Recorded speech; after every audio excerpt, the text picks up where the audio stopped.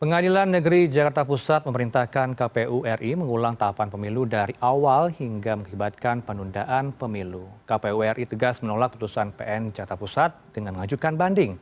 Sejumlah pihak menilai pengabulan gugatan penundaan pemilu oleh PN Jakarta Pusat ini sebagai putusan aneh dan malah menimbulkan kerugian di tengah masyarakat. Kabar terakhir, KY atau Komisi Yudisial akan mendalami substansi putusan ini dan akan memanggil Majelis Hakim untuk meminta klarifikasi. Apakah putusan PN Jakarta Pusat ini akan membawa pengaruh pada tahapan pemilu yang tengah berjalan?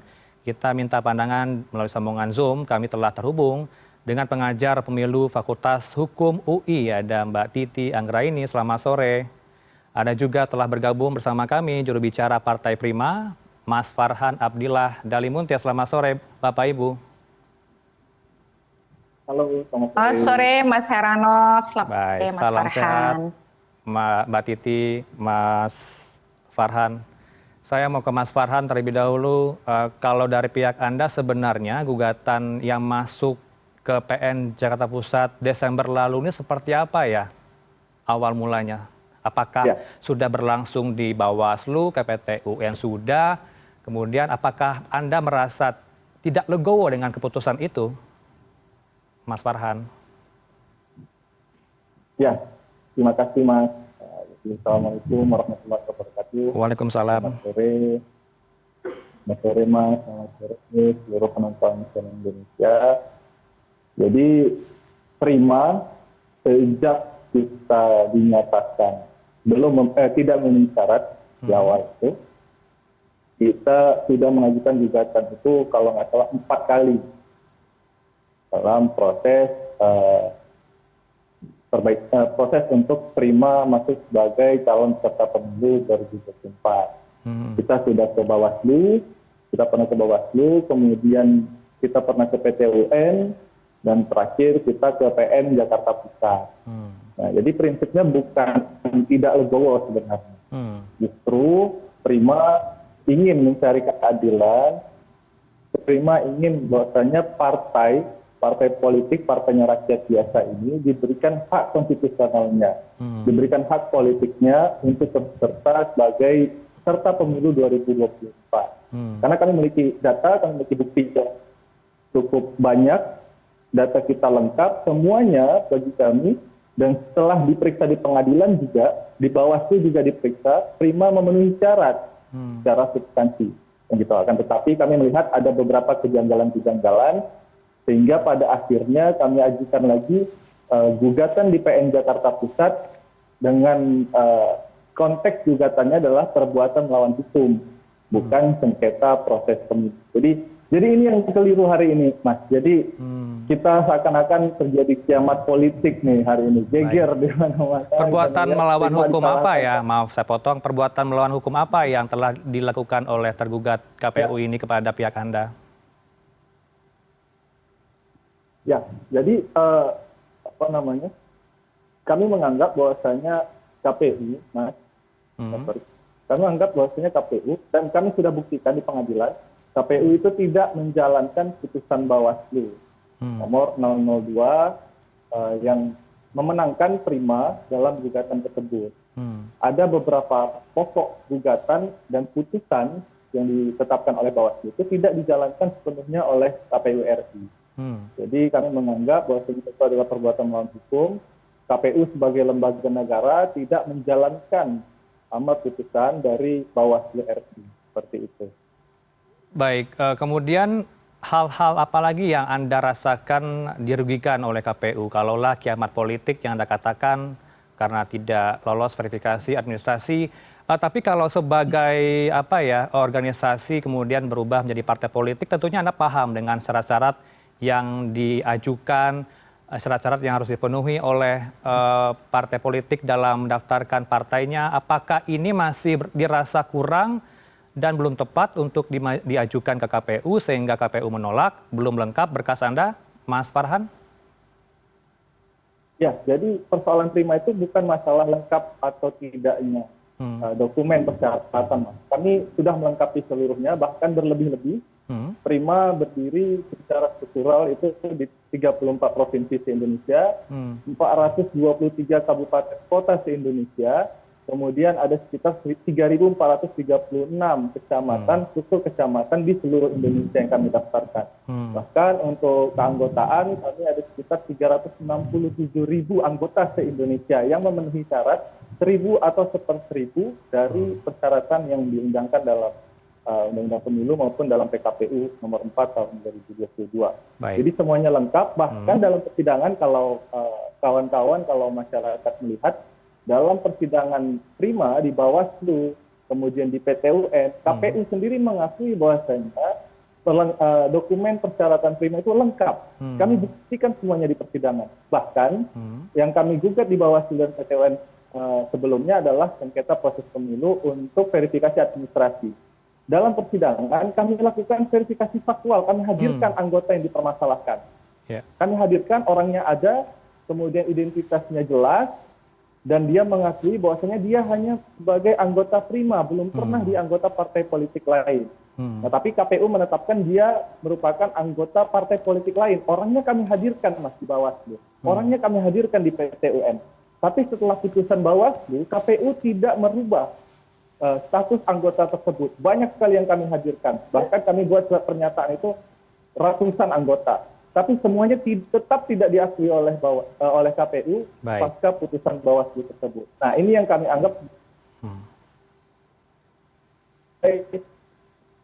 perbuatan melawan hukum.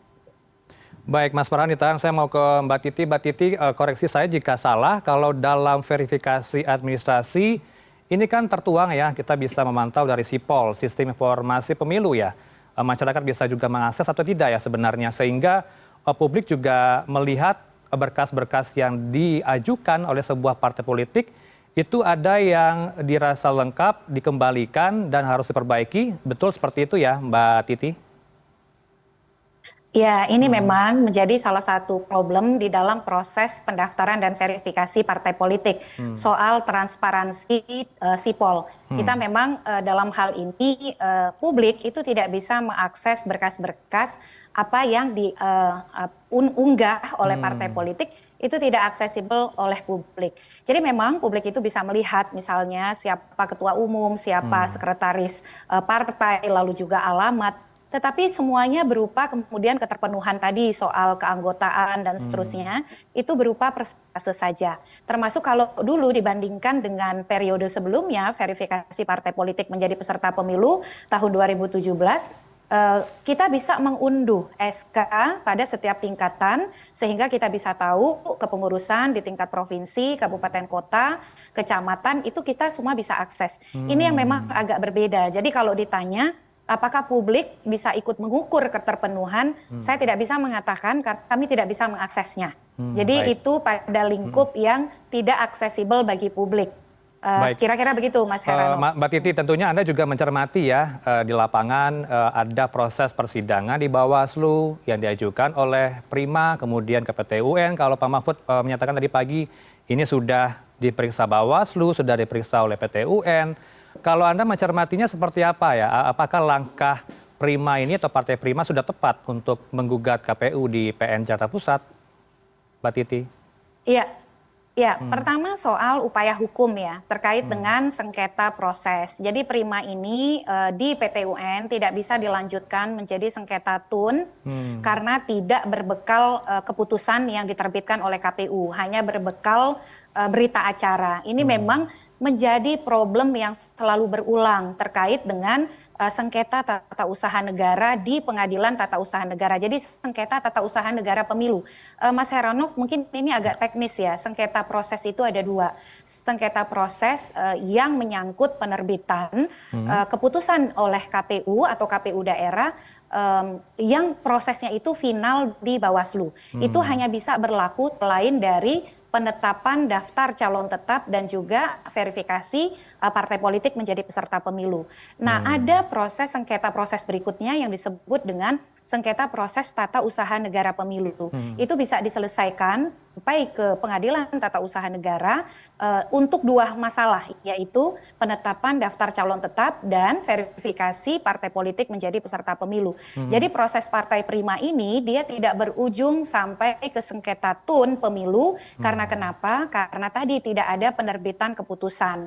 Jadi kalau ada penerbitan keputusan itu akan bisa diperiksa sampai kemudian proses sengketa tun pemilu. Karena hanya mengandalkan berita acara begitu. Jadi ini juga memang problematik. Tadi saya diskusi dengan beberapa teman dan juga beberapa pihak. Mestinya di setiap tahapan itu dikeluarkan saja keputusannya begitu ya. Atau kemudian pada fase akhir itu KPU ketika pada tanggal 14 Desember 2022 menyatakan mana partai politik yang menjadi peserta pemilu, mana yang tidak memenuhi syarat, itu disebutkan daftar partai-partai yang berproses dari awal. Jadi ada yang tidak lolos di verifikasi di saat pendaftaran, ada yang kemudian tidak lolos di saat verifikasi administrasi, ada yang kemudian tidak lolos saat verifikasi faktual. Itu bisa dalam model 1 SK sehingga ada satu kali upaya hukum bersamaan di Pengadilan Tata Usaha Negara, atau dia dalam beberapa babak. Misalnya yang tidak lolos pendaftaran itu ada keputusannya, lalu yang tidak lolos verifikasi administrasi ada keputusannya, dan yang tidak lolos verifikasi faktual ada keputusannya. Nah kemarin itu tidak begitu. Jadi yang ada itu hanya berita acara. Makanya di PT UN Prima tidak bisa diperiksa sampai ke substansi terkait dengan proses sengketa tata usaha negaranya karena tidak memegang putusan itu. Ini koreksi saya, keputusan. Koreksi saya Mas Farhan ya kalau saya kurang tepat. Baik, kemudian langkah Partai Prima menggugat perdata KPU ke PN Jakarta Pusat sehingga menghasilkan putusan yang membuat gaduh, kata beberapa pihak di tengah masyarakat, yaitu menunda tahapan pemilu. Seperti apa respon Anda, Mbak Titi? Iya, persoalannya saya setuju ya.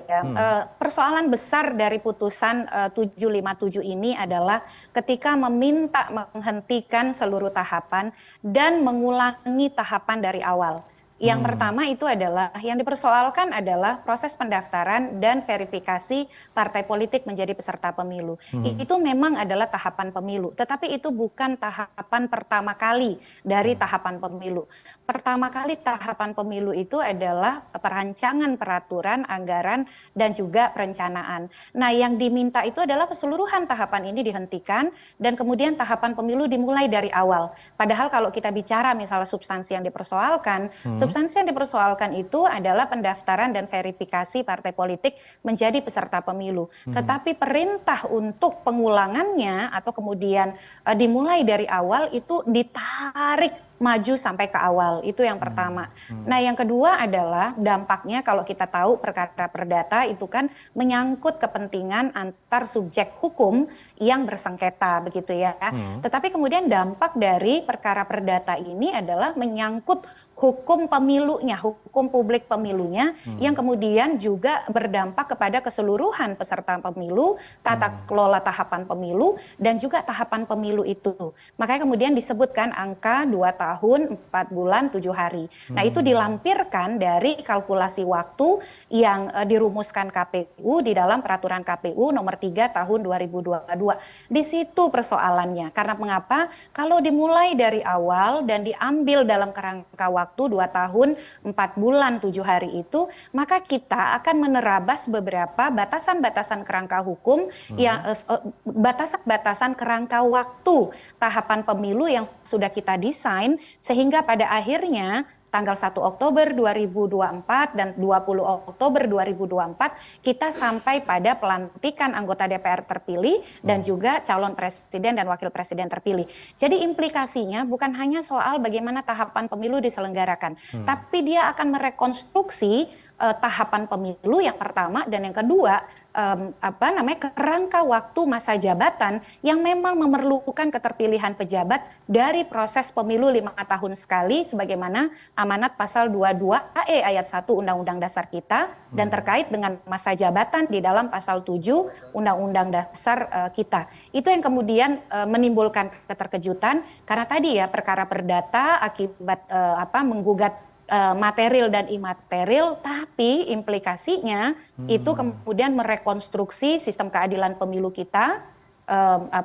Karena ini kan tidak dikenal ya dalam electoral justice system kita, karena juga diakui ini perkara perdata. Dan yang kedua, tapi dampaknya adalah pada tertib penyelenggaraan pemilu terkait dengan kepastian hukum dan juga bagaimana kerangka kerangka prosedur tahapan itu dilaksanakan secara pasti. Respon Anda, Mas Farhan, jika tahapan pemilu dari awal diulang, implikasinya sangat luas.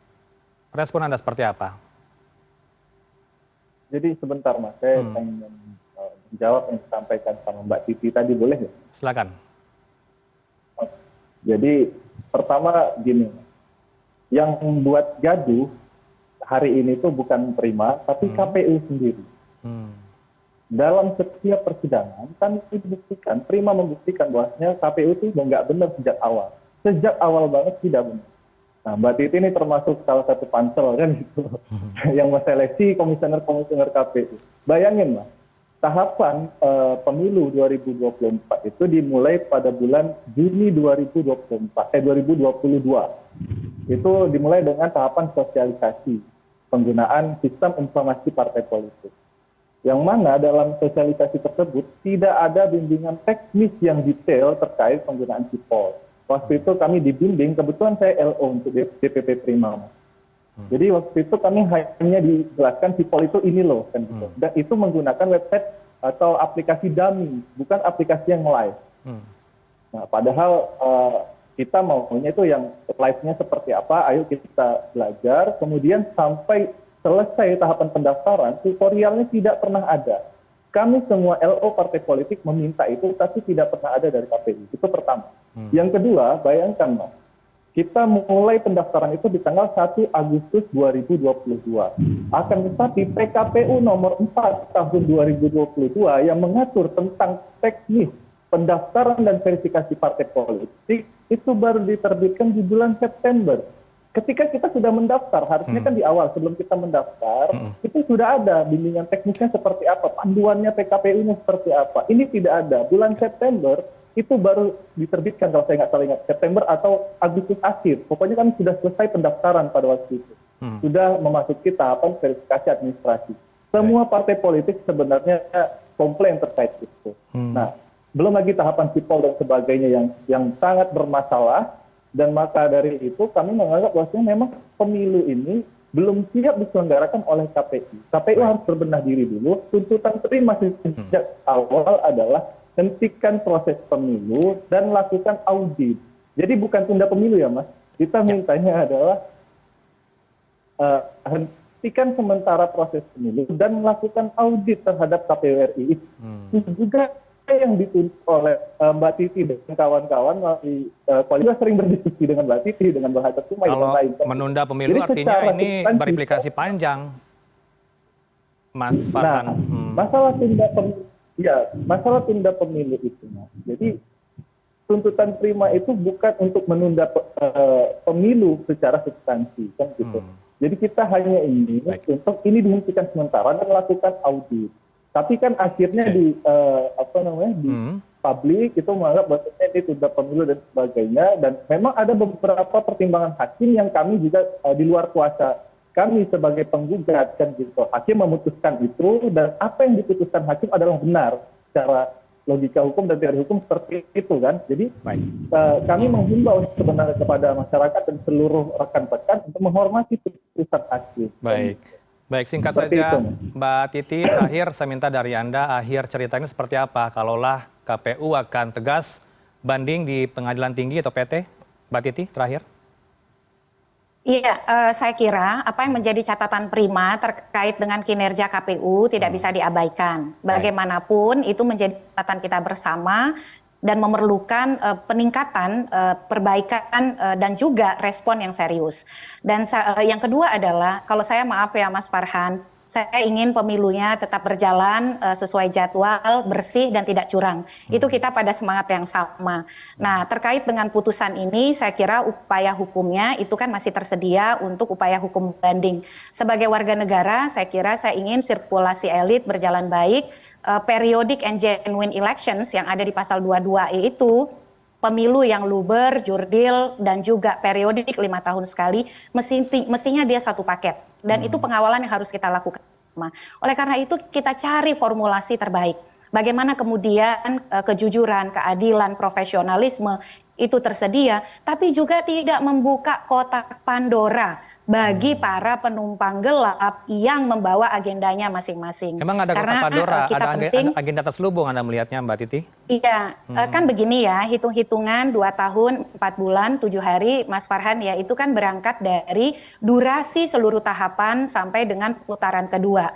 Nah kalau dimulai dari awal, tahapan pemilu itu, Mas Heranov, itu adalah selama 22 bulan. Dari mulai tahapan paling awal, sebelum hari pemungutan suara. Jadi 22 bulan itu sebelum hari pemungutan suara. Berarti kalau diikuti benar ini putusan, begitu ya, karena dimulai dari awal, hari pemungutan suara itu baru akan berlangsung 22 bulan lagi, itu hari pemungutan suaranya. Belum proses misalnya rekapitulasi suara, lalu kemudian ada perselisihan hasil. Ini kan logika tahapan-tahapan kalau kita membaca pembabakan waktu sebagaimana diatur di pasal 167 ayat 4 Undang-Undang Pemilu kita. Nah harapan kami ya tadi sudah disampaikan ya, KPU serius menyikapi putusan Pengadilan Negeri Jakarta Pusat ini. Kalau melakukan upaya hukum, kemudian upaya hukumnya juga serius, tampilkan dengan bukti-bukti penunjang begitu. Tetapi yang di saat yang sama, kita tetap harus konsisten pada komitmen kita pemilu yang jujur, adil, tadi tentu saja langsung, umum, bebas rahasia, jujur, adil, dan tepat waktu. Jadi satu paket, bersih dan tidak curang, tapi juga tepat waktu, tidak ada penundaan dalam konteks sirkulasi elit, dan tidak ada perpanjangan masa jabatan. Baik, saya tangkap poin-poin dari narasumber pada hari ini. Sore ini ada Mas Farhan dari juru bicara Partai Prima yang tegas mengatakan seharusnya PR ke depan adalah KPU secara tegas memberikan informasi terkait dengan bimbingan teknis di Sipol, begitu ya Mas Farhan, agar kedepannya lebih baik lagi atau bagaimana itu akan diserahkan nanti KPU untuk berjalan dengan baik.